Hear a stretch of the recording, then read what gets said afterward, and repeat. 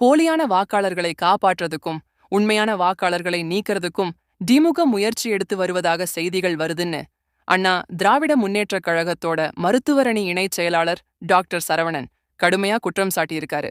மதுரை வடக்கு தொகுதியில நடந்துகிட்டு வர வாக்காளர் சிறப்பு தீவிர திருத்த விண்ணப்ப படிவங்களை விநியோகிக்கும் பணிய ஆய்வு செஞ்ச டாக்டர் பணியிலிருந்த அதிகாரிகள் கிட்ட பேசினாரு.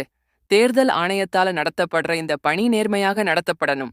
திமுக நிர்வாகிகளோட மிரட்டலுக்கும் உருட்டலுக்கும் நீங்கள் அடிபணியக்கூடாது. இறந்த வாக்காளர்கள், இரட்டை வாக்காளர்கள், இடம் மாறிப்போன வாக்காளர்களை நீக்கணும். மேலும் உண்மையான வாக்காளர்கள் ஒருத்தர கூட விடக்கூடாது. திமுகவினரிடம் படிவங்களை வழங்கக்கூடாது.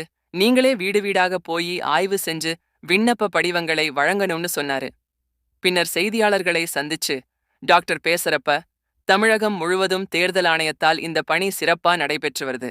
இது மக்கள் மத்தியில மிகப்பெரிய வரவேற்பை பெற்றுக்கிட்டு வருது. ஆனால் திமுக இதை எதிர்த்து நீதிமன்றம் சென்றபோது சரியான சம்மட்டியடிய நீதிமன்றம் கொடுத்திருக்கு. தற்போது பொதுச்செயலாளர் எடப்பாடி பழனிசாமி ஐயா இந்த பணியில் திமுக செய்யும் குளறுபடிகள் குறித்து அறிக்கை வெளியிட்டிருக்காரு. அதனால மக்கள் விழிப்புடன் இருக்கணும்னு சொன்னாரு.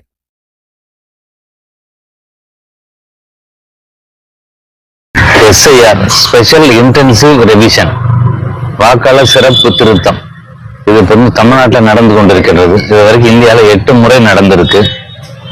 இதுல போலி வாக்காளர்களை நீக்கப்படுவாங்க. அதுதான் இதனுடைய அடிப்படை.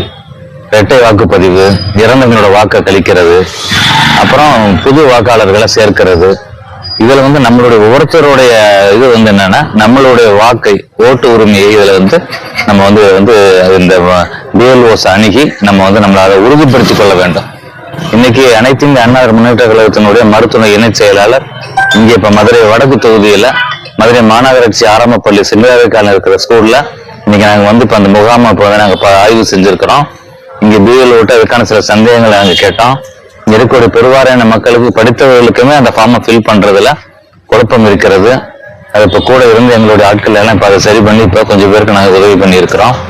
இப்போ ஆட்டோல விளம்பரம் பண்ணுவோம்னு நாங்க நினைச்சிருக்கிறோம். ஏன்னா மக்களுக்கு நிறைய பேர் வீட்டுல இருக்கிறாங்க.